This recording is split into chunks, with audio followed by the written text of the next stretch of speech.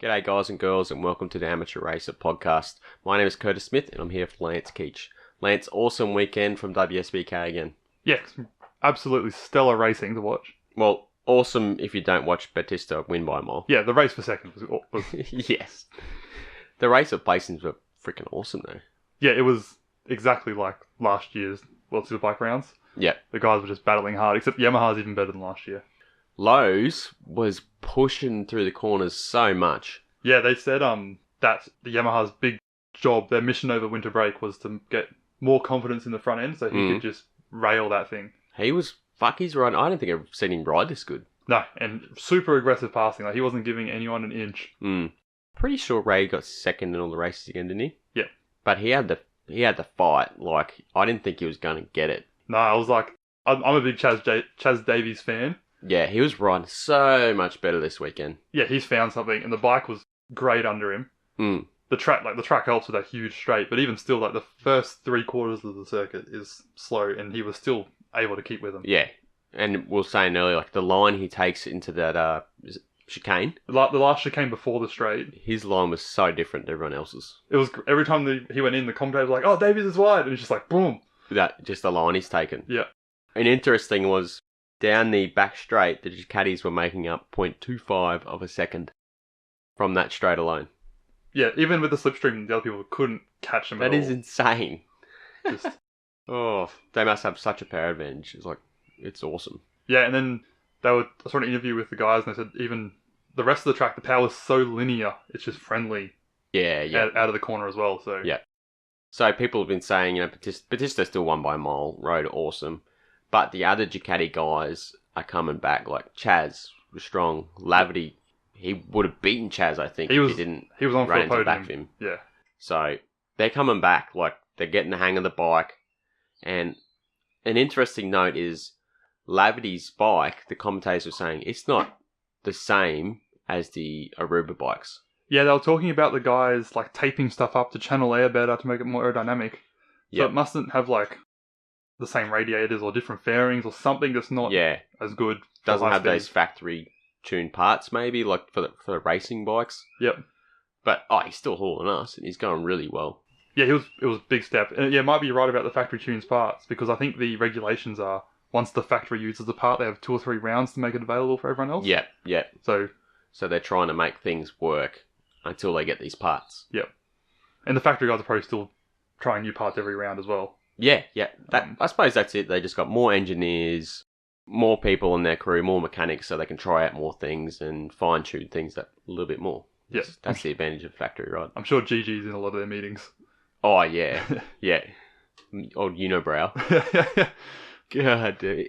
He's at a point, he can't change, like, if he wanted to get rid of the unibrow, he can't. Because that's just what he's known as now. Yeah. It's kind of like, a bit like a Marquez and this round was similar in that we were just watching the second place. Yeah, definitely. It was a fight for second. Like last round, Marquez won by a mile. This weekend, he's going to win by a mile. So it was similar, but it's still made for like awesome racing. Yeah, 100%. I think a big difference is that Alvaro was pushing. Like Marquez gets out and he kind of cruises.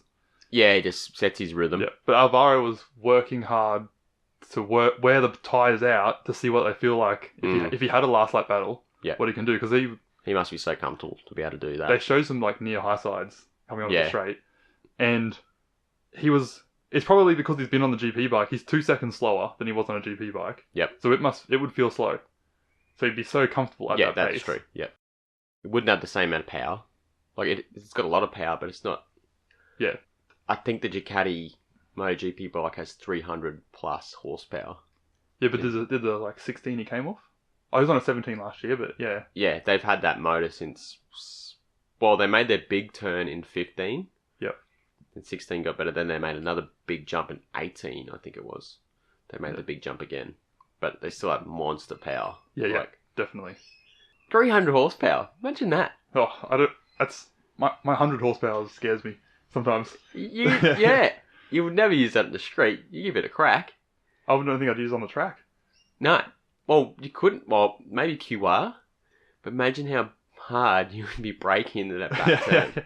Yeah. You'd be like, oh, God, please work. Please brake. I saw your your Facebook post about Melandri's comments? Yeah, that was interesting. Yeah, well, he talked about, so it's not Alvaro that's fast, it's the bike that's fast, and that Chaz is slow. Yes. Is he just salty that he didn't get chosen for the team? Because I think he'd be a little bit salty, but he also... was in 13th and Chaz was in fighting for second. Yeah, that's true. But he would have the best idea of how Chaz should be riding, because it goes on further to say, like, Chaz is not riding anywhere near as good as he was last year.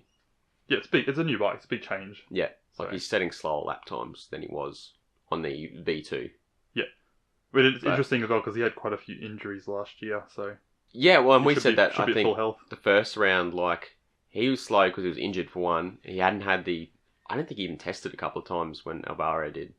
Yeah, he definitely had a lot less testing. So he was and he's proved it now, a couple more rounds in, he's massively improved, so he should get better. Yeah, and Aragon's his track. Yeah. Previous seasons, he hasn't done well at Phillip Island or Thailand.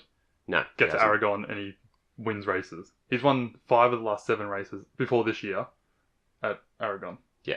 So and it's such a different track to Phillip Island and Thailand. Like, they themselves are not similar at all, but this is a bit more, not like a classic European track, but it has that real flowy... It's more representative of the rest of the season. Yeah, exactly. There's that one back straight that suited Ducati, but the rest was definitely that European style. Some of those turns that just go forever. Oh, they look epic. Yeah, I want to ride them. Yeah, especially the long back left. Yeah, around the wall. Yeah. That looks awesome. Apparently that is like the rider's favourite. They just absolutely love it. You can just feed it on and slide all the way around, just hold it. Yeah, it'd be a lot like Southern Loop at Phillip Island as well. Just bang, onto that straight. Awesome. It's Sykes on the BMW, so he's getting better. He was riding really well. Like, he was riding hard. Yeah, I heard they made aero changes to help with top end speed, but they were still so far down. Yeah, they were up from what they were, but still, every straight he was getting past. Yeah. But he was making it up in the corners big time. And in race 1, he was pushing the boys along for the first half of the race. Yeah, definitely. He looked really comfortable and seems really happy after each race. He's like he enjoyed himself throughout the race. The bike's getting better all the time as well. Like, he knows the engine parts he needs are coming to be really competitive. So at the moment, he's just working on the chassis, getting that where he needs it. It must handle well. Oh yeah, and that's what Sykes wants. The big comment he had about the Kawasaki is that it was Ray's bike. Yeah, so you can tell like it's Ray's kind of style, the sweeping hard on the brakes and then kind of sweeping in the corners and stuff. Whereas when Sykes had it, he was riding it completely differently. Yeah, and the bike just went, like the GP story with teams, the bike just went more and more away of the winning rider. Yeah, which, look, as a team, what do? You're like, you're there to win. Yeah. So you might as well do what the winning rider's doing, what suits them. Yeah, it'd be great to see when Sykes, he's still qualified amazing, like he's missed the Super Bowl. He has more watches than Marquez probably. He when he gets the bike under him that is a competitive package, he is going to be amazing. He's going to be like a force. So like next year, he might be a title fight. I hope so. It'd be good to see Beamer up there. I don't think they've ever been that far up there. No, I don't think they've ever put that much effort into a factory team before.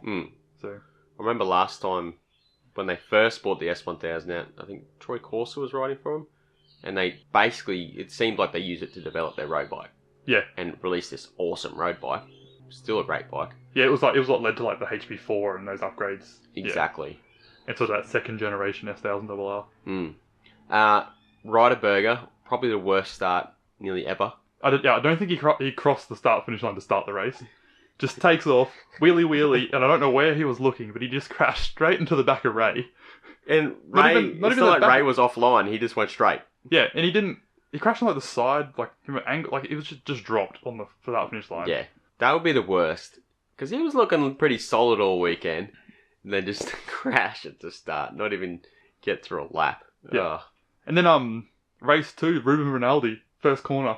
Yes. Takes out Vandermark. He was so shallow, and I don't know how he only hit one rider, because he was like, everyone was outside of him. Because a couple got touched, but they held it up. That was shocking.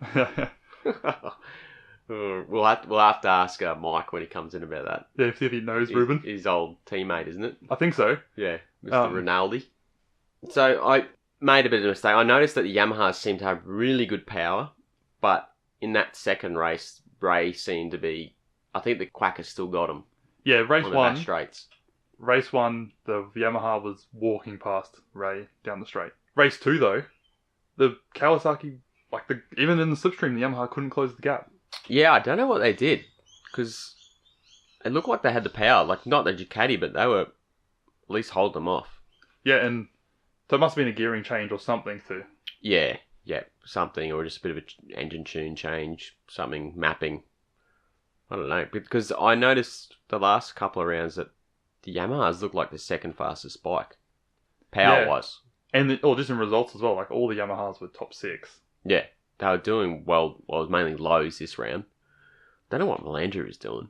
Yeah, I don't know what Melandra He's been is up doing. there. Vandermark was okay, but he wasn't battled for the... He was battling... And he got taken out. Yeah, in the race In one of 2. them. But in the first one, he was kind of like... He was on the back 5th, 6th, and then Lavity got past him, and he kind of fell off. Yep. Much better result from Toprak, I saw. He looked pretty solid. Yeah. The sprint was good to watch. Yeah, I love that I'm starting to like it. It's like, they don't have to conserve tyres, they just go and battle. They are going for it. Yeah. It is awesome. And they have a Super Pole race tyre, so it's like between a normal race tyre and a qualifying tyre. How good would that be? So it's a bit softer. Yeah. Because it just made the last, the 10 laps, that's it. Yep. So, World Supersport. We're a bit of a fan here of the MV Augusta in general. Just one 675 triple. Sound amazing. Sound awesome. Look amazing. They look amazing. I'd love to own one. And De Rossa nearly for the win. Yeah. We were watching it. He should have known they were going to slipstream him at the end. Maybe he thought, because he did have the top end over him. Yeah, previous laps they weren't catching him. So maybe he thought, I should be safe, but he was not safe. No, they He got past. just got him on the line, old Krumenak. Like, Krumenak is a beast on the R6. Yeah, he's a good rider. He's doing really well. He should step up next year, I'd say. But you got Krumenacker, Caracasulo, Gradinger, they were all really quick. Yeah. It's good to see the R6 Cup get broken up, though, and surprisingly, by an MV.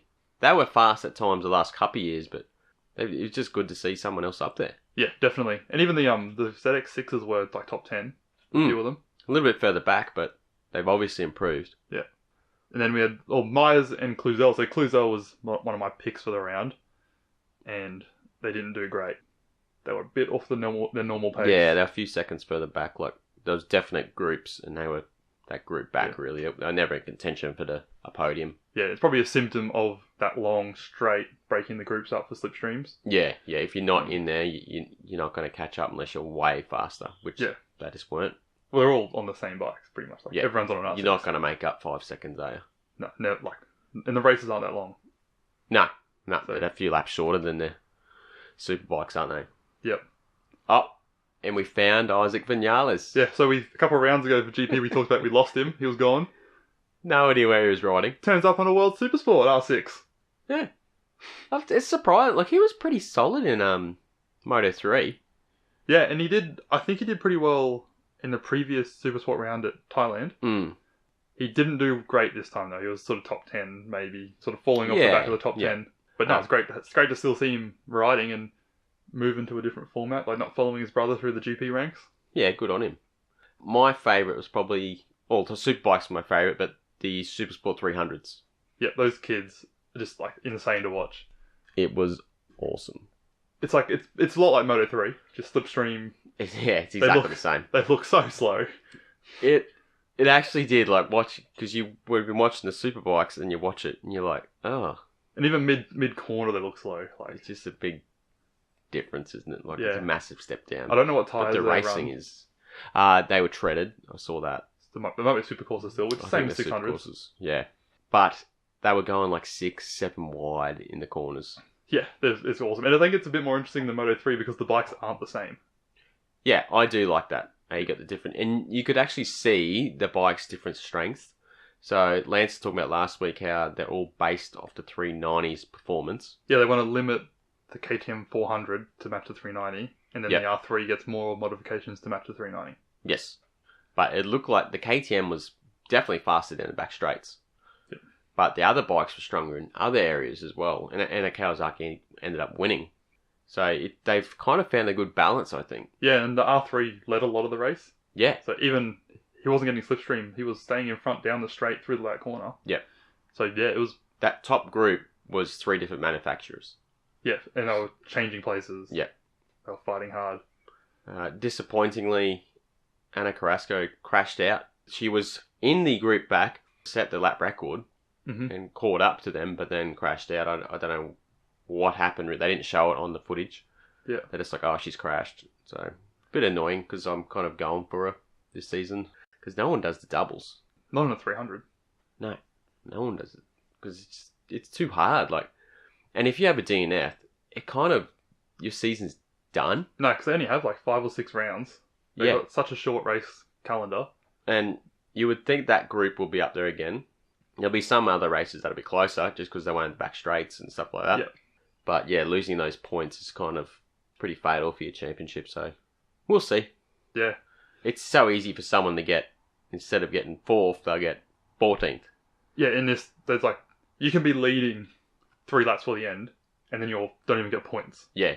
One mistake. You're just slipstreamed and hammered by people that are running a different strategy. Yeah. You could get, if they're going 7 wide into a corner, and you just get shut out and have to run wide, you're in the next group who can do the same to you again. So we also made sure to keep an eye on the Aussies. So we had Edwards was the best I finished 19th. Yep. And then Bramich was mid-20s. Yeah. Which is, that's his first World Supersport 300 appearance. Yeah. Just great. It may not sound impressive, but 19th was like 2 seconds. It was nothing. Yeah. It was absolutely nothing back. Yeah. It was just a couple of massive groups back. So, good result from them, really. Hopefully they keep improving. Get their name out there a bit more. Yeah. Always good to see the Aussies do well. So, beer of the week this week. We're on to probably one of our favourite beers that we drink definitely. all the time. Yep. So, Brendale Brewing, the Industrial Haze, which is a any IPA or New England IPA or NEPA, whatever you want to say. I'm an any IPA man, not a NEPA man. Yeah, I like the NEPA. You like the NEPA? Yeah. Looks like a rolls up the tongue a bit. But it is amazing. It's fruity, that little bit of bitterness. Yeah, but it's so easy to drink. It is ridiculous. And it's pretty boozy, so you get pretty... Yeah, 6.8%. Let's see how much is in a can. 2 standard drinks in a can. Yeah, but it's great. Definitely, if you can get to Brendale, go try it. Go try any of their beers. They're all great. Yeah. It's good. I would say this and the Heavy Industry are my favourites. Yeah, I do like the Heavy Industry, but probably the General Industry, the standard IPA. Yes, yeah. Just because the Heavy's like that bit. It's pretty, you can't have many. Intense. No. Yeah. And the General, what's good about the General Industry is it's only a normal IPA, but it tastes really similar. Like it's got all the flavour without exact same flavours. Yeah, which is perfect. Their XPA is really good as well. Personally, don't like the lager. No, I'm not a big fan of lager. The normal pale's good, South Pine Pale. Yeah, easy drinker. But this is the winner. If you pour it in a glass, it looks like juice. Yeah, it's like cloudy orange juice. Yeah, and it tastes a bit like juice too. Yeah, alcoholic juice crossed with beer.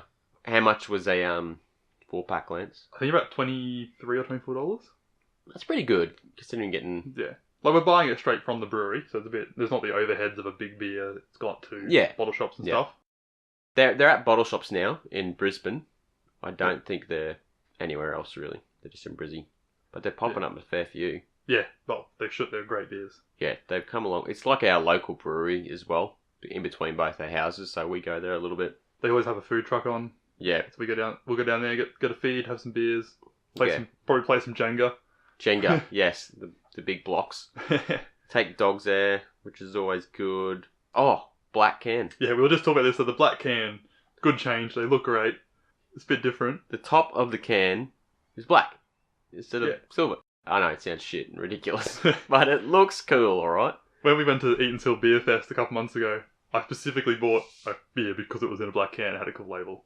And then another brewery, when I was buying a beer, asked where I got the beer with the black can because they want black cans. I would too. Yeah. They look awesome. But yeah, shameless plug for them. We're not sponsored by them or anything. We just like their beer and they're local. They're independent. Support the smaller guys as well. Yeah. No, great beer. And you got a mixed carton, didn't you? Yeah, so we're going on a 2-week camping trip. So I got a carton with any IPA, heavy industry double IPA, some XPA, and some pale ale. Awesome beer. Definitely get it. Look for the photo on our Instagram, Facebook. Are you the ultimate amateur racer? Do you want to chop your mates up the inside at practice with an unnecessarily aggressive block pass while laughing in your helmet? Of course you do. And that's why you need On the Back Wheel knee sliders. On the Back Wheel knee sliders are so smooth they take you straight into her DMs. They wear slower than that rich guy rides his brand new leader bike. On the Back Wheel knee sliders, buy them off eBay or Facebook. Today we have a special guest in our first interview, and he has quite the resume. In 2009, he was the Australian 250 GP Mono Champion. 2011, the Australian Superstock 600 Champion. 2015, the Australian Superbike Champion. He's raced all over the world, including the Spanish Superstock Championship, MotoGP, and is currently the factory Ducati rider, racing in Australian Superbikes. He's an all-round good guy, and he's even from Brisbane. Thanks for coming in, Mike. Thanks for having me on the show. I believe Lance has got a bit of a story for meeting you, Mike. Yeah, not meeting you, but it's a bit of a link to our amateur racer roots. So I did my first track day at the end of 2016 at Queensland Raceway. My wife came along because I was quite nervous. I'd only just gotten a big boy bike on my Daytona and I'd only been riding for a couple of years, but decided let's go do a track day. Yeah, as you do. Went through riders briefing. They talk about the risk of death and everything else. And then the worst briefing ever, though, right? Isn't it? It's shit. Then we go back to the pits for a minute, and then here comes the yellow group, the fast guys. Like, oh yeah, let's go pit wall, watch these guys. First bike out is Mike Jones. Second bike out is Link Gilding, who's an ex-Moto3 rider on an R6. And then watching Mike go around, and he is absolutely mental. There's people, like fast track day riders, breaking into turn 6, and Mike is wheeling past them. And then he's just leaving black lines out of the corner, like a quarter of the way down the straight. And my wife looked at me and she's like, what have you done? What have you got yourself into? Sounded about right, Mike? Yeah, but you said that was only the first session, so I was just warming up. Yeah, and then your old man was there, like you guys were testing all day as well. Like it just got. I think I stopped watching because it was just intimidating. Yeah, I clearly remember the day that you're talking about. And that particular day we're working on suspension setup. So yeah, through the day we're making adjustments to the bike, and we actually found a lot of pace that day, which was good because we went to the next race and we won our first race for the year at Barbagallo in Western Australia. Yeah, perfect. Good day then. So what he's saying is he was slow in the first round. Yeah. So since we're an amateur racing channel, Mike, I thought I'd ask you, like, what's your relationship with amateur racing and what's your involvement with amateur racing throughout your life? Yeah, so I mean, obviously, like you mentioned just before, like been at track days and stuff since I was a kid, really, growing up, going to track days.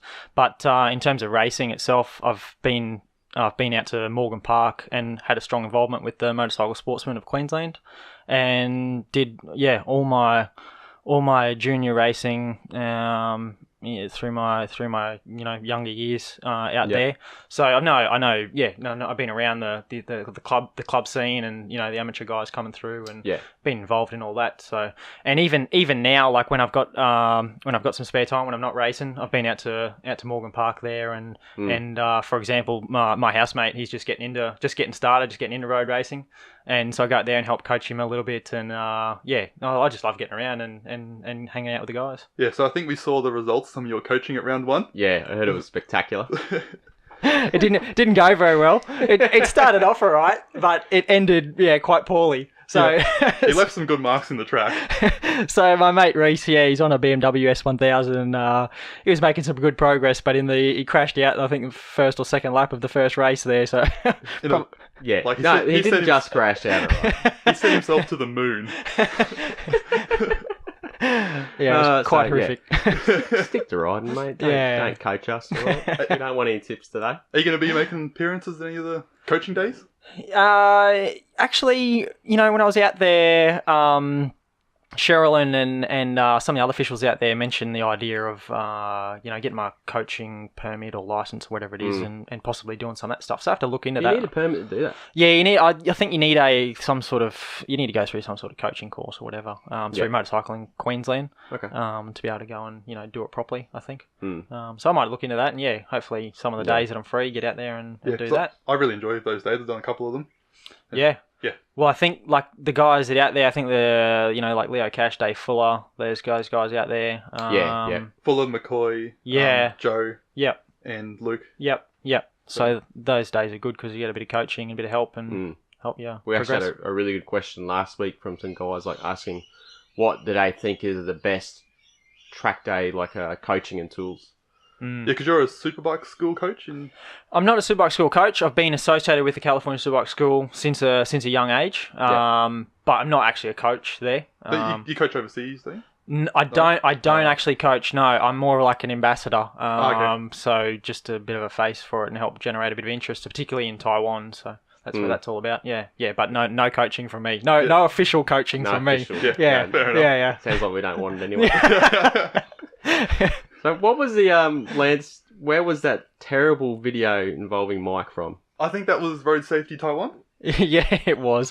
So I did a promotional thing for a bicycle company called KHS, promoting the safety of bicycle riders and sharing the road with motorcycle riders as well. Yeah. So, but apparently it wasn't.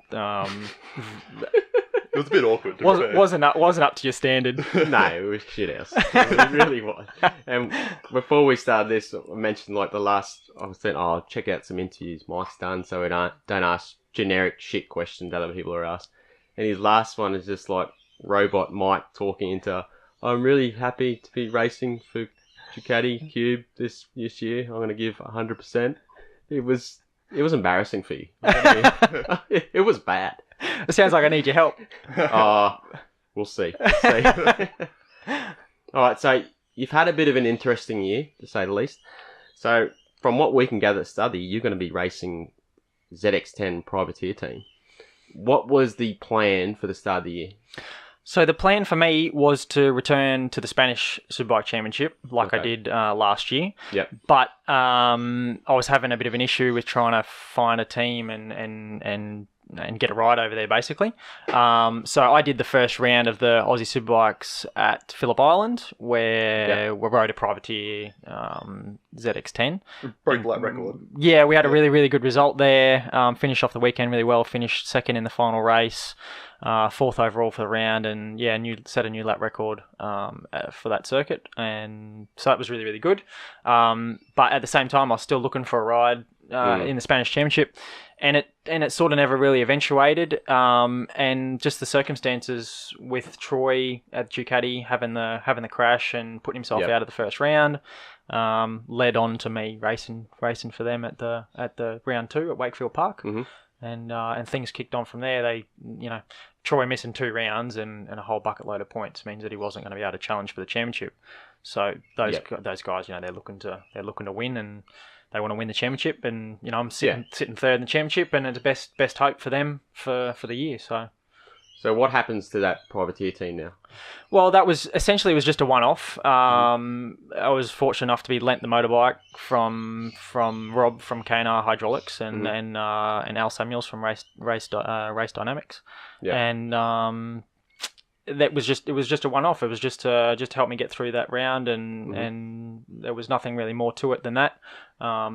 If the thing with Ducati never happened for round 2, well then we might have continued and gone on to do more. Yeah. But there was no commitment there for the whole season or anything like that. Yeah. So what happened with the Spanish Championship? Basically, I finally had something sort of ready to go over there to head over and start doing the Spanish Championship. But at the last minute, so I was planning to fly to Spain on the Monday after round 2 at Wakefield Park. Yep. So I was planning to flying back home to Brisbane. Was going to fly out Monday night, go to Spain, start testing over there with the team. But with the circumstances, like I said, with Troy being injured, missing the rounds, the Desmo Sport Ducati guys put a proposal to me and wanted me to race for the rest of the year. And I had to make a decision on the spot, and I decided to stay here and race with them. So that's how that came about. Is there any plans to head back overseas? Well, my goal is to race, at world level. That's been a dream of mine, and that's where I want to end up with my career. The issue that you've got, I suppose, is getting the pathway there. Coming from Oz is difficult. I think that a lot of guys here have the talent to do it, but the pathway is a tricky thing, and finding the right support to be able to do it is making it tough. So I don't know what the future will hold, but that's still a dream and a goal for me, and something that I'm working towards, and I'd like to get back over there. Because it seemed like last year you're riding the Spanish Championship, and was it Ruben Rinaldi was in your team, and now he's in World Superbikes? Yeah, so that was 2017, race for the factory Ducati team, the Ruba Ducati team in the European Superstock 1000 Championship, and my teammate was Rinaldi, and so I finished 5th for the championship in that year, but the team weren't continuing in the Superstock 1000 category, so that's when they went to World Superbike with my teammate, with Michael Rinaldi. And that meant that I then was looking for a ride elsewhere, which is why I ended up in the Spanish Championship on a Kawasaki. But yeah, I mean, obviously I would have liked it to have been me that went to the World Superbike with Ducati, because I think I could do a good job. But you're not Italian. Yeah, that's probably the problem. Yeah, wrong nationality. Sorry to break to you. Born in the wrong country. Yeah. So how was it coming back into the Ducati team in Australia with Troy and it's kind of like, I guess it's like home for you, the Cube Racing team? Yeah, exactly. I mean, having raced with those guys in 2016, coming back to the team was pretty easy. Everything still the same guys. The only difference really is that when I was racing with them, we were running the Panigale 1199R, and now they're running the 1299 final edition. So there's a little bit of difference in the bike, but apart from that, not a whole lot. And it's been pretty easy to sort of get back in the zone and get gel with the team and everything. It's all pretty good. What kind of differences are there in the bike?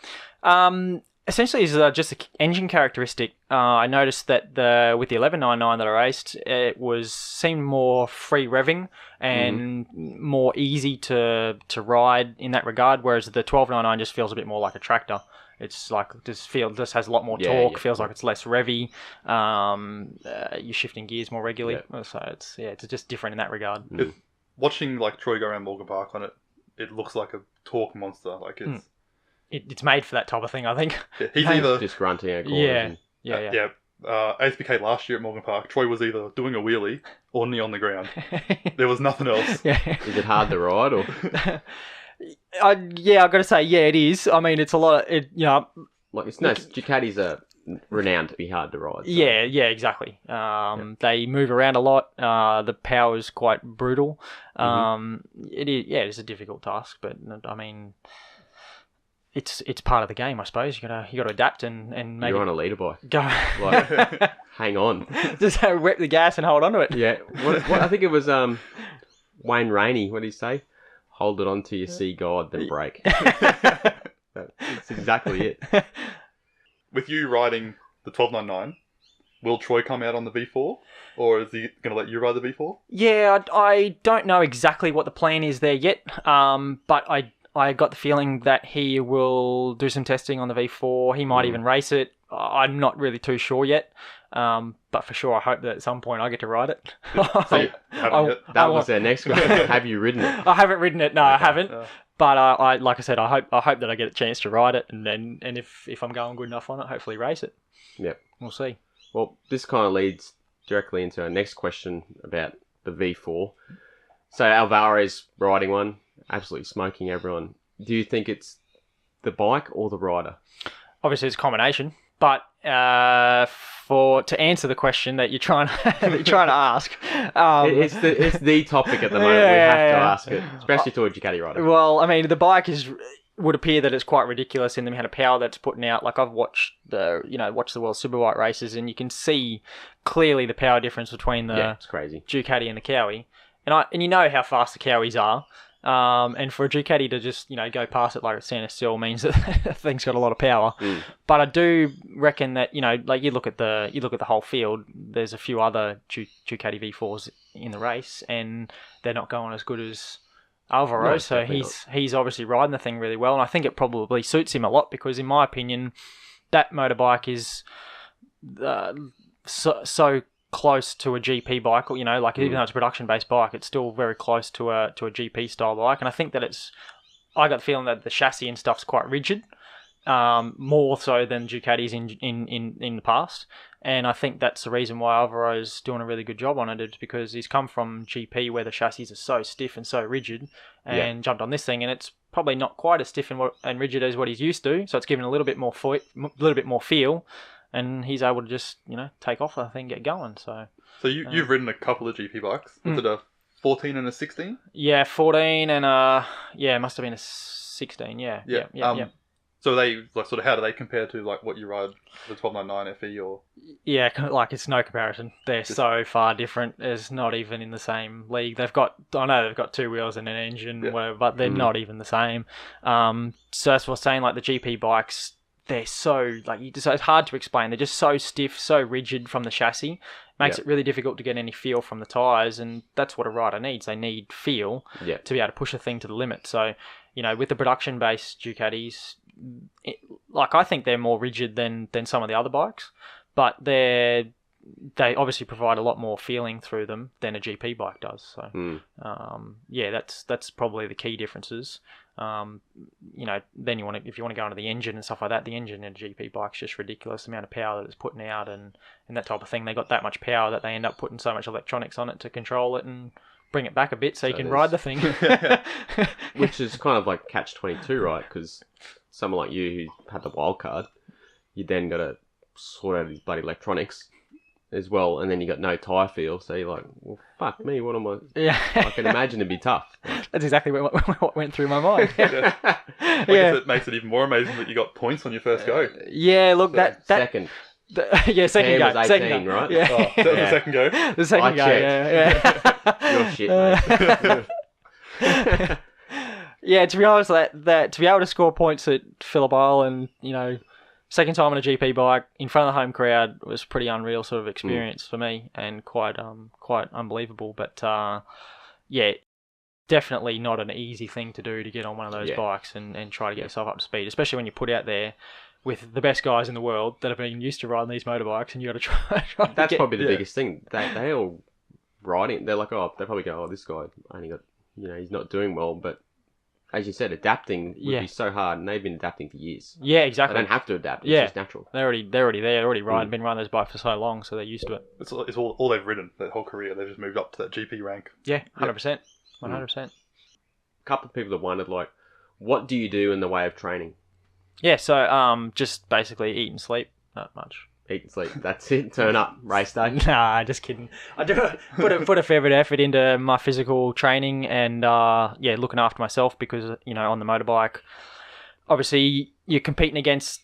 You're there to compete and beat the other guys. So if you can get an advantage out of yourself and being able to perform better on the motorbike, so I put in a bit of time on the bicycle, road bicycle. Managed to fall off that probably about a month ago. How do you fall off a bicycle? Oh, I've got a terrible story. It's not even worth telling you. So you got to hear it then. It was just I was legitimately riding a straight line on the flat, hit some bumps, hands are sweaty, slipped off the bars. Down the road I went. That was it. Nothing exciting. You shouldn't have brought it up. Yeah, exactly. That's as good as Lance's story crashing on the straight. Yeah, I crashed on between turns 6 and 7 at Morgan Park on the straight bit. Solid effort. To this day, we don't know how it happened. I didn't know I was doing a wheelie. No. And I put the front end down crooked. It just happened. Just happened. But yeah, fitness, I don't know how you guys race that long, because we do a 10-lap race, and that by 4 or 6 laps in, I'm like, is this race ever going to end? I'm only used to a 15-minute track day session, not like you guys did 20 laps. Yeah. So that's right. So that's why you're spending a lot of hours on the pushy, doing a bit of time at the gym, bit of running as well. For me, it's all about high heart rate. Being able to run your heart rate really close to maximum for about, here in Australia, the Aussie races are about sort of 20 minutes. So you essentially need to hold yourself at max heart rate for 20 minutes. Yeah. So, and even the mental side of concentrating that long is a struggle. Well, that's the thing. Your last 5 laps are when you need to be probably your you're strongest, you need to be really, really focused towards the end of the race, particularly if you're going to make a mistake. Yeah, that's it. You need to be ready to battle if there's a battle going on for the last couple of laps. So yeah, you're working. Your physical training is also mental training as well. So it's very, very important. That's for sure. How would you describe your riding style?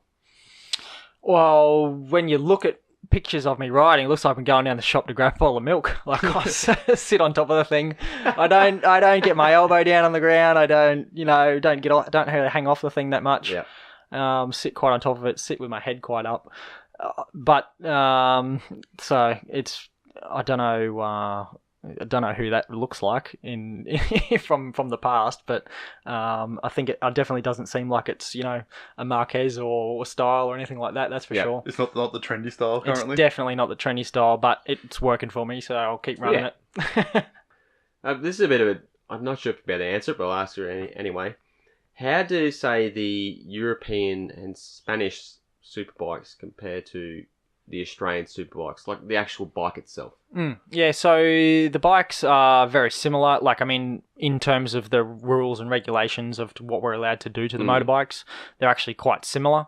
Okay. Probably the major the major difference between the Aussie stuff and the the European or Spanish Championship is that over there they're allowed to run more highly modified electronics and more data acquisition type stuff, like more sensors and whatnot. So they spend a lot more time looking at the computer and analysing all the data from when you ride. Whereas here in Oz, we're not allowed to in the rules. We're not allowed to run aftermarket wire and harnesses and stuff. Oh, really? So yeah, it's more basic, more standard. So yeah. What does that data actually show you, like on the computer? Yes, they log, particularly to do with the suspension. Like that's probably the biggest thing. So suspension movements, obviously wheel speeds, braking force. They're the main things. Lean angle. They're the main things that the guys are looking at. They also track for engine performance as well, and they're got data guys there that are trying to tune the bike while they're at the track and stuff like that. So they'll actually change the mapping and stuff. Yeah, 100%. Yep, right. Definitely. And they work heavily, not just for the performance of the engine, but also for traction control, wheelie control, and one of the biggest things that they're working on a lot is engine braking. That's making a massive difference to the handling of the motorbike and for entering the corners. So yeah, engine brake's a big thing. So it's a bit more than the zip tie on the front forks that most of us run. Yeah, well that's pretty much how we do it here. We run zip ties and then go off whatever the rider tells the suspension technician, and that's about it.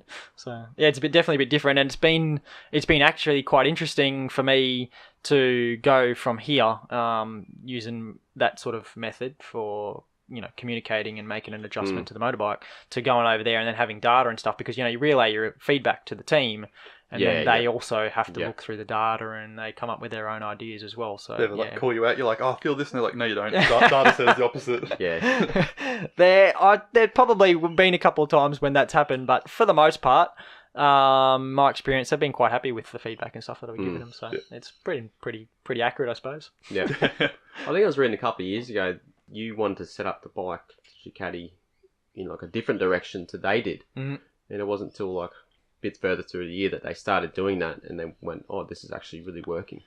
Yeah, so that was here in Oz. Was that the one over in Europe? European, yeah. So I think in the beginning of the year, it was probably we tried a lot of different kinds of stuff, I suppose, because I was new there and they needed to find what worked and what didn't work for setting up the motorbike. But it was certainly the second half of the season once they started to give me a setup that seemed to work really well for me, and the second half of the season was when I started to come along pretty strong, for sure. Yeah. Is there a bit of a language barrier going on there, or is it usually pretty good? Yeah, I mean, the guys speak English, so actual language itself isn't an issue, but I mean, when you're communicating with something that needs to be so precise and so accurate, that becomes a little difficult, because you might say something and their understanding or their meaning of the word can be different, and it can get a little bit lost. So also what happens is, because English is a second language for them, how we're talking now, we're babbling away at 1,000,000 miles an hour, and we understand each other. if you try to talk to them like that, they idea. get like every second word. They don't know what's going on. So you need to break down your sentences, and you need to, Yeah. I end up change speak like, so different, but you break up your sentences and you slow them right down. You change the order of your words, and you try to make it as clear so they can understand it as well as possible. I know Chaz Davies learned Italian so he could communicate better with his team. Definitely. So. Yeah, I mean, I highly recommend for any of the young guys going over there to be learning probably Italian or Spanish. Probably Spanish. Spanish is one of the biggest ones, especially in like GP and World Supers, so definitely would be a handy thing to do. I've picked up little bits and pieces while I've been over there the last couple of years, but not enough to be able to relay information and feedback about the motorbike. Yeah. So I guess probably back to a more technical side. Do you have a riding coach, or have you used a riding coach? Yeah, 100%. Like I said earlier, I've been heavily involved with the California Superbike School from a young age. And so that's as a teenager and that growing up, I've spent a lot of times doing the schools, doing those days. But even now, like while I've been overseas, like I work one-on-one with a coach from here in Australia. So that's 100% part of my riding. Work with them. I think it's very valuable and important. Do they come to like your race weekends, or is it more about like your overall riding technique? So basically what it is just like if I feel like I'm having anything that's like holding me back, stopping me from going quicker, identify any areas that I'm struggling with, it's just kind of like relay and just having a voice, having somebody to talk to, you know what I mean? And what ends up actually happening is that I'll babble on for long enough that I'll eventually work out what it is that I need to work out anyway, like without yeah. So that's essentially what it's been, like I've sort of learnt the skills as a kid growing up. It's just that what happens, I suppose, is that you just sort of get lazy with some, or you forget some of them over the years, and it just you just gotta get back to picking those things up. So that's basically how it is. I've been fortunate though that some of the races overseas and same here in Oz, my coach comes to the races and works with me at the track, which is pretty helpful. So how did you get into racing to begin with? Well, I've always been riding motorbikes.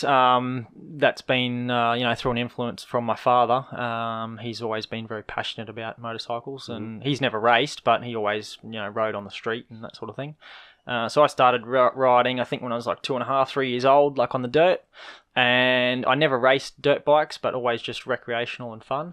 And then when I was, I think, about 10 or 11 years old, started on mini moto pocket bikes. Just doing like a go-kart tracks. Like the proper small ones? Yep. 50cc two-stroke. Where you look like a gorilla riding a pineapple? No, I was like I said, 10 or 11 years old. I was tiny, so it was all right. Yeah. It was like riding a real race bike. Yeah. But yeah, so I did that for a couple of years, and then I went into the Junior Road Racing Championship, which was called the Motorcycle Road Race Development Association, and that was a bunch of 20, 30 kids on Honda CBR 150s and raced around on those for a couple of years. So it's like the Oceanic Cup now? Yeah, essentially the same thing. Yeah, but that was back so I did that in like 2007, 2008. It was like a big, it had just started up like the Oceania Junior Cup has now. Yeah. Yeah, for me it just started up, 2007, 2008, and it sort of kicked off from there. Well, the only reason, I suppose the only reason really continued on is because I won the championship in the second year and sort of just led on to the next thing, really. Kept riding. Yeah. Back to our sort of amateur racer theme, what tips do you have for like someone sort of like us, myself or Curtis?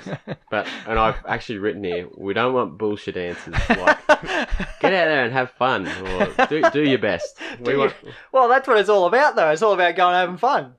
Technically, yes, but we want like hard tips. Like, I want to have fun while going faster. Yes, exactly. Oh, yeah, right. Well, not really good at that, giving away, I don't know. Oh, mate. Well, the bottom line is... We're not going to be next round. Let's stop you more goey. The bottom line is you need to get into the turn quicker and out of the turn faster, so you need to brake later and harder and practice your trail braking into the turn so you don't lose the front. And then work on getting on the throttle out of the turn as early as you can without spitting yourself off. That's why you ride 600 motorbike spinning it up. That's not. I think there was once at Lakeside over what's the top one called? Eastern Loop? I don't know, but yeah. Where there, I was like, you have it fully banked over there, and I got on throttle, and it nearly high-sided. That was the one time ever that my 600 spun up. And my tyres are, as I said, they're second-hand. 4 years old. They're shit. We buy Jack's used tyres, and then we do like 6 track days on them. And we rotate them, which you're not supposed to do. Alright, well, my recommendation, my top tip would be get some new tyres. Yeah, that's fair enough.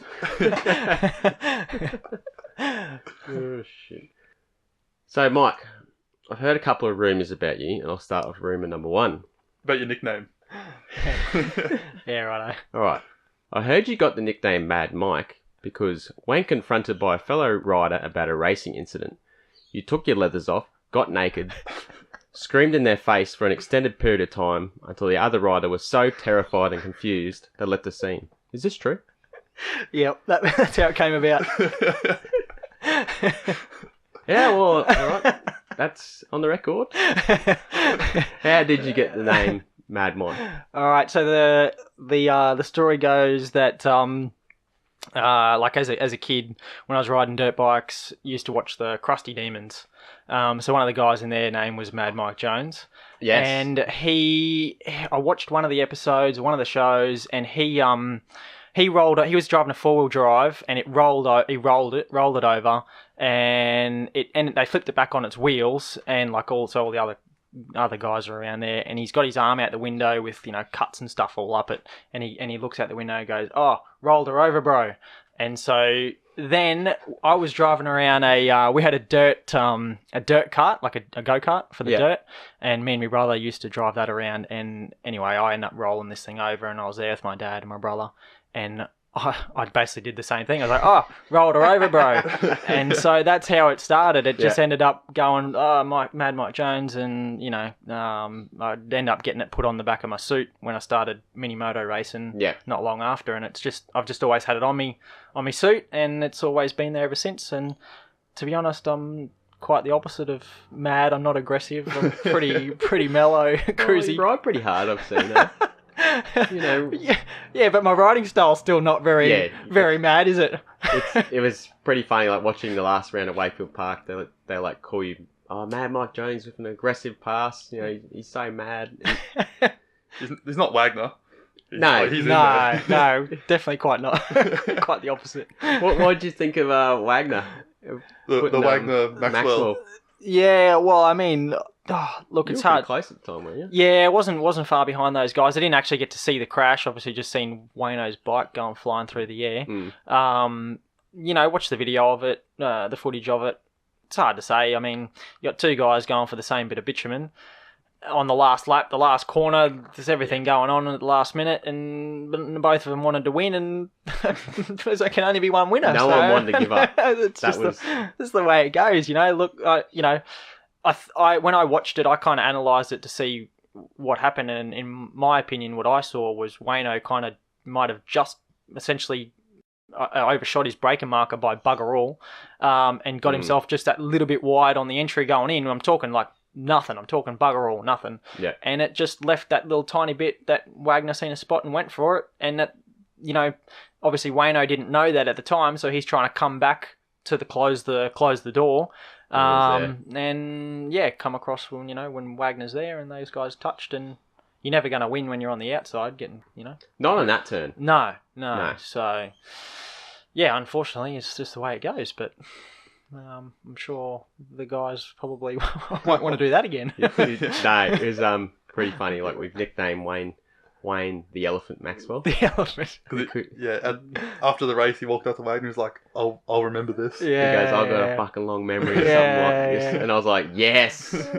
And next round, Wagner crashed himself, so we're like, oh, he must be like, I didn't get my vengeance. Yeah. Damn it. Yeah. Wayno's going to have to wait a little while, I think, because I think Wagner's out for a bit now. Season, yeah. Yeah, so that's obviously not ideal for him, which is not a great crash. No. But what did we say about the soil testing?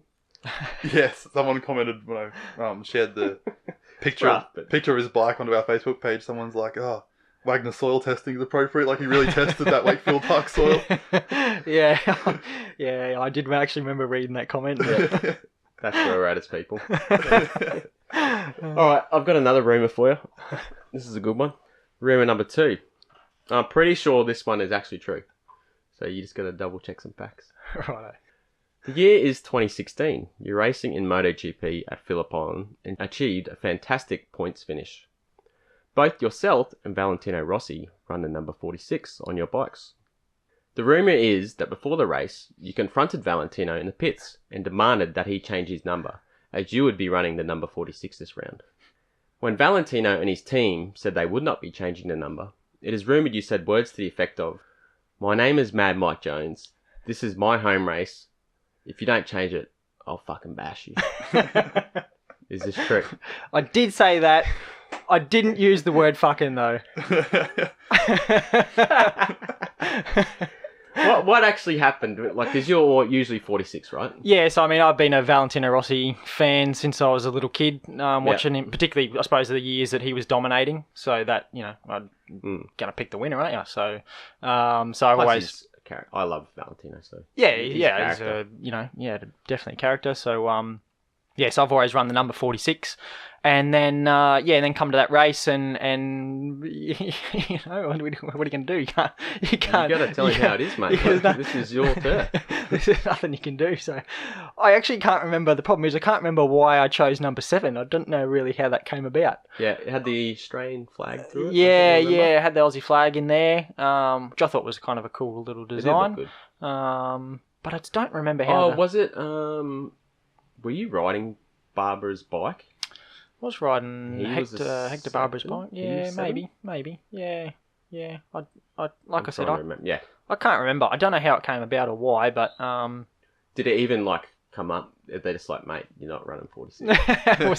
It was nothing. There was no even talk of it. It was just a given. Yeah. Did you get to meet him? Yeah, I've met with Valentino in the past. And met him there on the weekends. That's pretty cool, I suppose, to be able to meet your hero and I mean, essentially, more to it than that is being out on the track racing around with him. Have him come past you on the track and ride with him. Is just unreal. That's incredible. So very, very cool experience. Do you think you ever get back up to the GP? Or because I know you did the wildcard last year, wasn't it? Yeah, look, I mean, realistically, racing there as a full-time rider's probably never going to happen. More of the superbike kind of. Yeah, if I'm gonna race in the World Championship, it'll be World Superbike. But I do think that if the circumstances and the opportunity comes up, like they have done in the past, the last times I got the wildcard rides, then I'm sure that they'd happy to have me on the bike. And again, because I mean, for the teams, they've been happy with my performances, even though you're running around at the back of the field. I haven't crashed the motorbike. I've ridden the bike, done 3 wildcards on them and not crashed them, and that's pretty much all they care about. And they care about the motorbike going out, running around, not getting lapped. And not costing them money, because every time those things go down the road, it costs them a bucket load of money. So, it's not worth it for them if that's what's going to happen. So, it's pretty important for sure. So the next sort of, we'll call it section of the interview, we're calling these our flag to flag questions. These are sort of some quick fire questions we're going to ask everyone we interview. Right. So the first one is, what's the first bike you owned? Oh, no, I've never owned a motorbike. All right. That's an easy one. Yeah. What is your favourite bike and why? Well, I've got to say Ducati 1299 FE, right? That's what I'm riding. Yeah. Or B4R. Yeah. I reckon ZX10 might get a run because... Yeah, I mean, it's didn't privateered one. You didn't privateer a Ducati. Yeah, that's right. I mean, yeah, realistically, probably the Cowie. They're the bikes that that's the first superbike that I started riding. And the reason is because they were value for money, basically, was the reason there. And quite fast and competitive and easy to set up. I don't know that there's any motorbike that's easy to set up when it comes to racing at the top level, trying to find the last couple of tenths. There's nothing easy about it. I don't know. But nice to ride. It's good to ride. There's just such a big difference between the Duke and the Cowie, and they're just completely different motorbikes. I don't know if I like one better than the other. Just different. Too different. Well, they're just different. I like both of them. Most memorable racing moment? Well, I suppose the most memorable stuff will be the wildcard rides in the GP.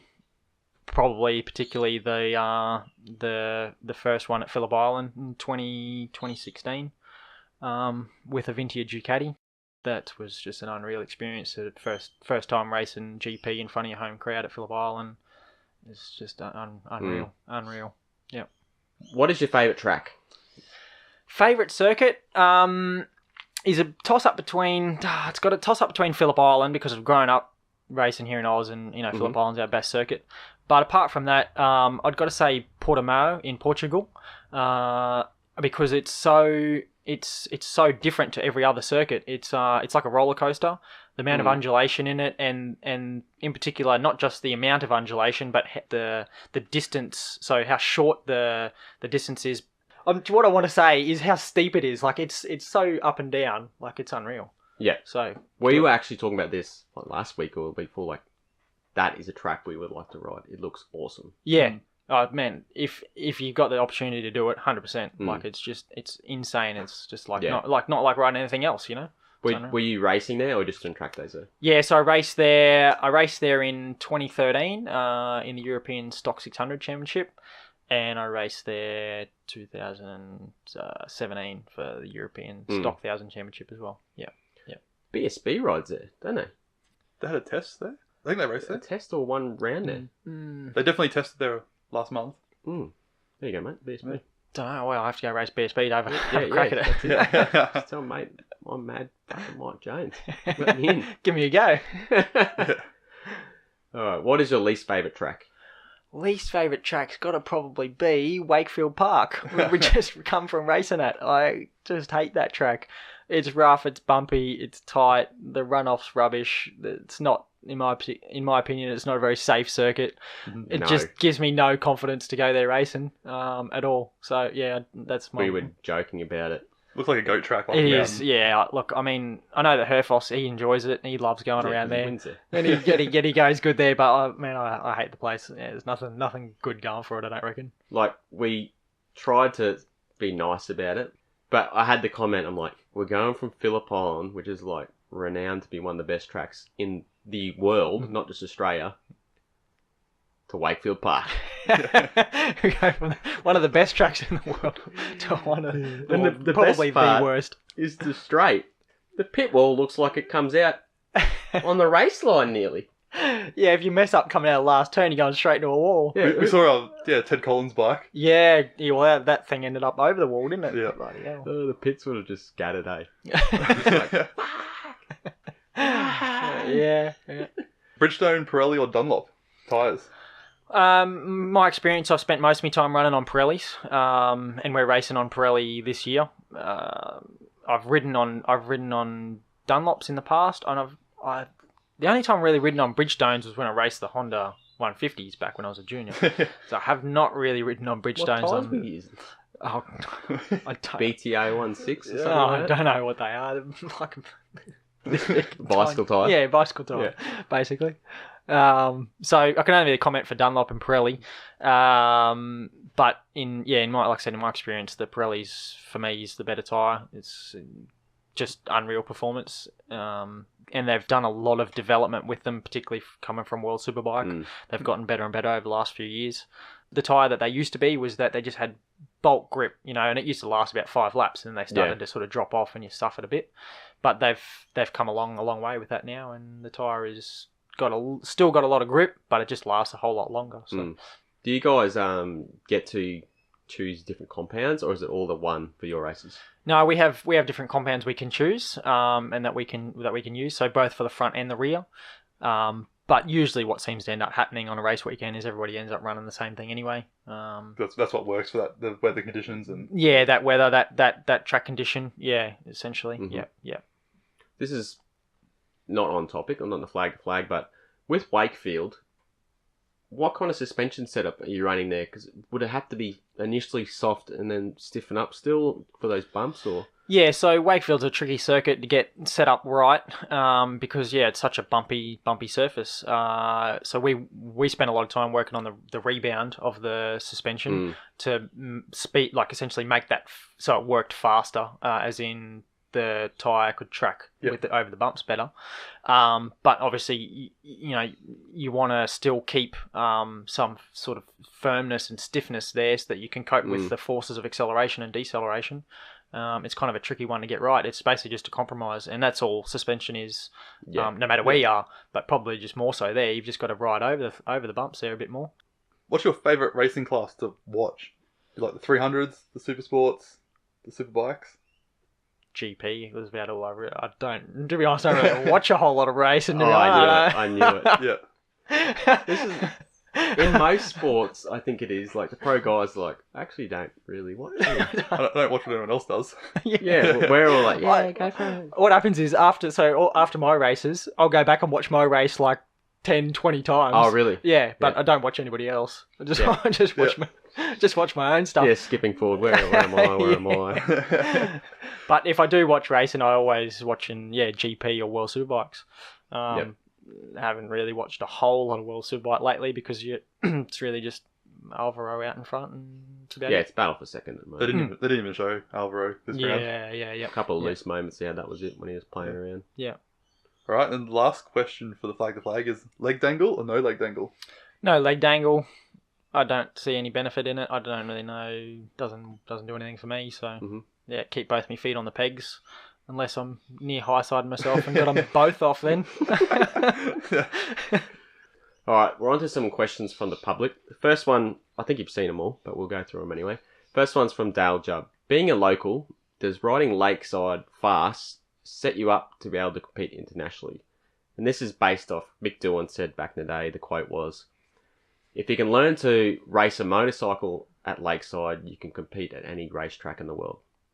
Yeah, I've actually heard that comment before, and certainly agree to it to some extent. I mean, Lakeside's got quite a mix of different types of turns. I do think though that it probably was more applicable to to the types of circuits in the past. Circuits have changed nowadays, like the way that they're made. Like a lot of them are done like computer generated circuits, the way that they're built, and circuits now are a lot wider, safer. Obviously a lot safer. Run a lot of a lot more ripple strips and things that you can use and whatnot. But obviously Lakeside, like I said, has got quite a mixture of things, and it really can help you develop a lot of different skills. So I do certainly think that it's. Do certainly agree with it and think that it is a good track for learning and developing yourself as a rider and helping you to be able to adapt to other circuits. What are your personal thoughts on Lakeside? I like it. I like Lakeside, I obviously don't like that there's no runoff. That's not much good. But I've done a lot of track days around there. Spent a lot of time riding there and I love it. It's a lot of fun. And fortunately, being Brisbane based, if Lakeside wasn't there, you'd be stuck going out to Queensland Raceway all the time. That'd probably be pretty boring. Mind-numbing. Oh, man. If I had to grow up just riding QR all the time, you wouldn't be racing. All the long drives in Morgan Park. Yeah, it's it. Yeah, going out racing at Morgan Park. But no, Lakeside's been, I like it. It's awesome. Really, really good. Nice flowing track. Yeah. Awesome. I think I like it more than Morgan Park. What do you? You don't? No, I prefer Morgan Park. I feel like to go faster at Lakeside, I'm just really increasing my risk. That is the one thing, because I don't know when last time you rode there, but they got like the cracks and snakes right in the race lines. A couple of carousel, I think's got one, and the front you can just feel it like go. Yeah. So if it didn't have that, I would like it by far the most. And a bit of runoff. There's a few places where you just do not want to crash. Pussy. Hey, they moved one of the walls slightly back, haven't they? Yeah, then they put big hay bales in front of it. Well, that'll stop it, yeah. Yeah, so a couple of weeks ago, we talked about sort of pathways of the Aussies have into GP or into World Superbikes. And Bill would love to hear your view on that. Like, what are the pathways we have, or where is sort of what's not helping the talent from Australia get out there? Yeah, I think now, right at the moment, is probably one of the best times to be a junior growing up racing, because there are a few different things. You got the Oceania Junior Cup now, and which is FIM. It's all to do with you need to be part of FIM, and that is associated with FIM, which is important. I also got got Asia Talent Cup and the Red Bull Rookies Cup and that type of thing, which I think will, like I said, having the Oceania Junior Cup will help, the young kids get there. But in my experience and growing up and trying to get overseas, it's been difficult because there's no real pathway there. If you want, you grow up racing here in Oz, and then if you want to go overseas and race overseas, you have to go over there and do it on your own accord. Like, you need to be able to support yourself financially is probably the biggest thing, because motorcycle racing is quite difficult in that a lot of teams require sponsorship or essentially just money for you to be able to go and race. So without having a lot of sponsorship money behind you, it makes it difficult to go and get yourself a good competitive ride. And then on top of that, you need to live, so you need to be able to you need to live overseas. So it's just a big financial sort of thing there, and you've got to sort of try and do it on your own. The other thing is that growing up here in Australia, you grow up in the paddock here, so you know everything about Aussie racing. But you go over there, you don't know nothing about racing over there. You don't know nothing about the Spanish Championship. You know nothing about the European stuff. You don't know anybody, so you don't know any of the teams really. You don't have that personal connection with anyone. And that's where it gets really difficult, is because you need to know people to be able to, obviously you need to have the money, but you need to be able to network and stuff with people over there to get yourself in the right position to get yourself a good ride. And so if you've grown up here in Oz and nobody's taken really any notice of you from over there, then it makes it really difficult when you do get over there to try and get yourself in the right spot. So I do think that it's quite a difficult thing, but it does appear that it's getting better now. Like I said, it's probably the best time to be a junior, I reckon, going racing. It seems like with the GPs and racing going into like Thailand and Indonesia is coming up as well. Maybe that we could have our own almost like Spanish style European thing, but in Asia. Yeah. Like a bigger championship in Asia. Yeah. Well, the Asian stuff's, like I said, it's going off now and getting a lot bigger and all that kind of thing. And that's, again, a lot of support with FIM. So they're right in their push bike safety too, aren't they? They love doing promo videos for bicycle safety. So you never know what I don't really know what the plan is for the future as to that, but certainly would be good if we could have something going like that over here. Mm-hmm. So next question's from Hayden Driver. I think Lance and I already know this answer. Why don't we ever see riding a bike on the road other than Treadley? Any reason for that?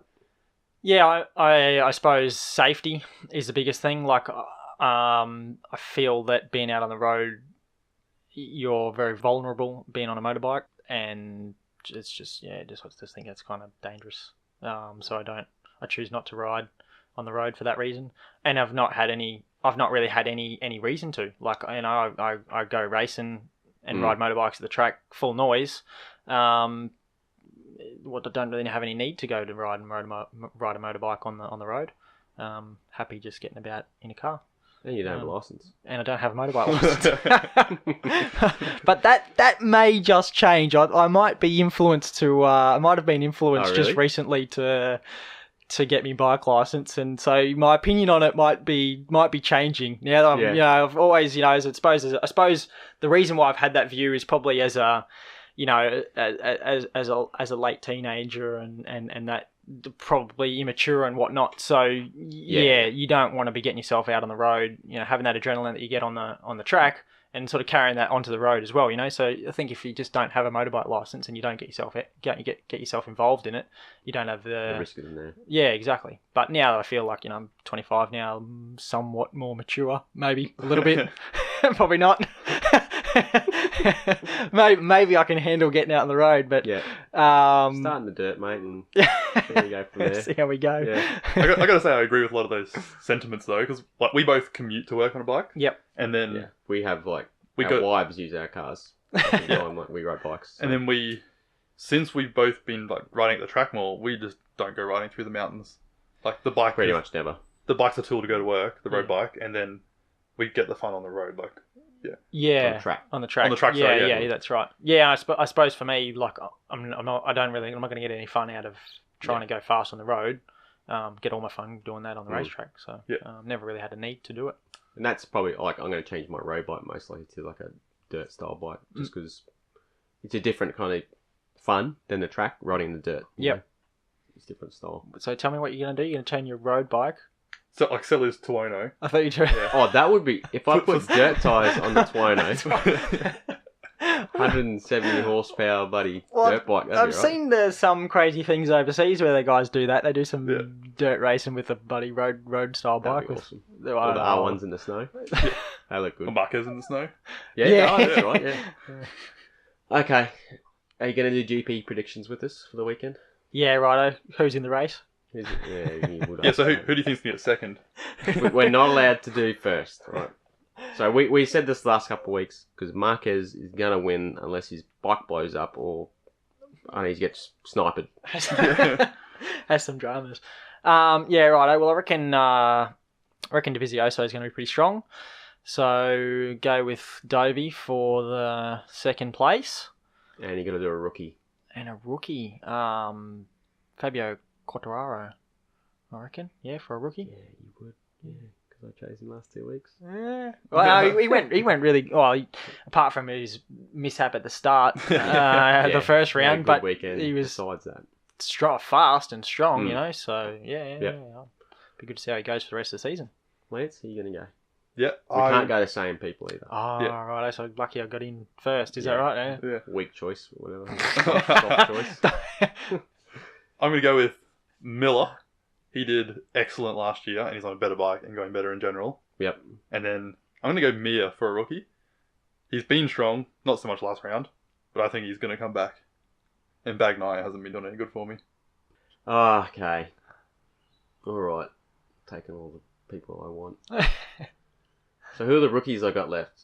Bagnaia, Oliveira. That's it. Yep, so you're going Bagnaia. I'm going Bagnaia. Because That's all you got left. yeah, the KTM's nowhere. Like, he's riding well, but he's not going to be there. And you guys took Dovey. I'm going to go Rossi. Yeah, it could be a solid. He got fourth there last year. Yeah. So, and, I was thinking Rins, but I've gone Rins the last 2 rounds. So, alright, what's your Moto2 do you pick? know the people? Yeah. Not really. Well, Remy Gardner. I'm going to have to go Remy Gardner because he's been going all right. Yeah, well, Yeah. that is probably what I was going to go again. Well, I'm in first, so yeah, you're too first. late. All right, that's fair enough. So what are we doing? Are we doing first, second, third? What is it? No, just first. Just first. Yeah, right. I'd go Remy. Why not? Aussie. Yeah, Remy's going excellent. Like last year, he barely stayed on the bike, but this year He's gelled really, really well with the new Triumph Moto2 bikes. Right from the beginning of the first testing, and that he's been quite fast, and obviously got a good feeling with the motorbike. So, and like obviously in that last race, he went pretty good. So yeah, I'm sure go for him and see how he goes. I'm gonna go Brad Binder. Okay. He did alright last round. Yep. Oh, man. I want to go Baldessari. No. That's right. I'm going to go Chavi. Xavi Vieja. We called him Chavi because we don't know how to pronounce his name. Can't say the last name. Xavi. Chavi. Yeah. I mean, yeah, he's bike. He didn't get past the warm-up lap, right? Yeah, broke down pole. What lap from pole? He was on pole. Yeah, that's a bit of a bugger. Yeah. Yeah. Moto3, I don't know half the riders. I know who I'm going to go. What's the saying? Finish the race first. You got to finish or whatever. Yeah. Where you probably got to start the race first. It'd be a good start. All right, Moto3. Oh fuck! I don't even know who's in there. These that we have the list up. I can't read it. I'm not done. Because he's blind. Who's in? Who are you going, Mike? I'm gonna go for Moto3. I'll go Tony Arbolino. Yep, my choice again. Cop that. Right. You can't go Della Porta. Oh, but You've done it every time. yeah, but he's good. He's consistent. Yeah, he's... Is there a consistent. rule that you can't pick the same rule? No, we just make it just- up as we go. Yeah, it's pretty loose rules. I guess I'm gonna go. I reckon Toba won the first race. He was. Yeah, it's ballsy. He got taken out and then caught back up to the lead group last race. Yeah, So all right. So, Canet did... I'm just going to Canet. He's always up there. Yeah. See how he goes. He didn't do very well last couple of rounds, but he's been pretty solid in practice and stuff. he's like the Sykes of Moto3. Qualifies really well. Oh, don't then- tell me that. He won 1 championship, right? So hopefully Canet does it for me. All right, well that's about it. Yeah, that's us for this week. Thanks for coming in, Mike. No worries. Thanks heaps for having me on. It's been a lot of fun. Yeah, I enjoyed it a lot. It was really, really good. Maybe we'll get you back after a couple more rounds of WSBK and Yeah, see how you're done with the probably not. Ducati. No, Probably no. not. We weren't that good. No, just kidding. Yeah, I'll certainly like to come back a bit later on in the year. And Where's next round? next round we go to the Bend in Adelaide. Ooh. Have you been to the Bend before? I have been there before, but only for a couple of track days. Is it good? At the end, Good. it is really good. Yeah, really, really cool circuit. Quite a flowing sort of track, which I think should suit my riding. Like I said, I've done a couple of track days there, so I think that it will suit me quite well. Was that on the Duke or No, I did that at the end of last year on a just on a mate's Kawasaki ZX10. Yeah. Just for a bit of fun. But we go down there this weekend on Saturday, and we've got a test day down there. Mhm. I think everybody else, like all our competitors, will be there as well. But it'll be a good day for us to work on setup and get my eye in and get ourselves ready for the race. So. Falzone's the man to beat. Pretty much lives there, doesn't he? Yeah, that's right. Yeah, so he's a South Aussie, lives in Adelaide. So yeah, but he's easy to beat. No good, mate. Saying that he beat me in the first race at the Wakefield Park. It was the bike, mate. Yeah, you were just yelling different engine characteristics and stuff. What it is I did a rubbish start in the first race. You did. We commented on that. Oh, it was ridiculous. I saw it in the second race. I got red flag when you were coming back as well. But Lachlan F is just bad timing for you. Well, yeah, I mean, obviously it's not ideal for Lachlan to have his crash, and it's good that they red flagged the race. He was still right in the racing line, wasn't he? Yeah, I mean, he was in a really bad spot, and all that sort of thing. So it's paramount for safety. Such a short lap there. That's right. Well. Yeah, don't have enough time to sort of get there and move you or whatever. So yeah, but I mean, for me, from my point of view, it would have been nice to see the end of that race. I feel like our race pace would have been stronger for the last few laps. Yeah, you're coming home strong. I think so. But anyway, hopefully these next couple of races at the Bend will have good race pace and we'll go to the full distance and see how we go. Yeah. I think the first race got stuck behind Waters for a bit, was it? Yeah, so like I said, I didn't get a good start, and that cost me, ended up behind Waters, and I think for quite a few laps there, maybe 3 or 4 laps. We got past him, and they were a bit far ahead of him. Yeah, the field is so strong, competitive now that you give away half a second or whatever in the first couple laps and it's all over. Trying to make that time back up again when you're all doing basically the same lap time is near impossible. So the start's very, very crucial. So that'll be something that I'll be working on for the next round when we're testing this weekend. So I'll be doing plenty of starts, be burning out those clutches and giving the team some work to do. And we'll hopefully rocket off the line when we come to the race. Have you got launch control? On the Ducati, we're not currently using it. I think that's mostly because Troy never really used it. He just old school, yeah. So I'm just sort of trying to get the hang of that. But I mean, on the Ducati that I raced in the European Championship and even on the Cowie last year in the Spanish Championship, they've had launch control. And for me, I think that's quite a good thing. Makes your starts more consistent. Yeah. Makes it a little easier. I'm not being a very good starter. I don't know what's wrong with me. I've not done enough motocross, I suppose. That seems to be where all the guys are really good. Yeah, so a little bit of help from the electronics would be nice. Well, thanks for coming in. Yeah, no worries. So yeah, in terms of catching up again, for sure, because hopefully when you've won the championship. Well, hopefully when I've won maybe some races would be good. Yeah. We'll do that first, and then we'll go to the championship at the end of the year. No, but hopefully it hasn't been boring for anyone listening, and we'll get back in and update you as the year goes on.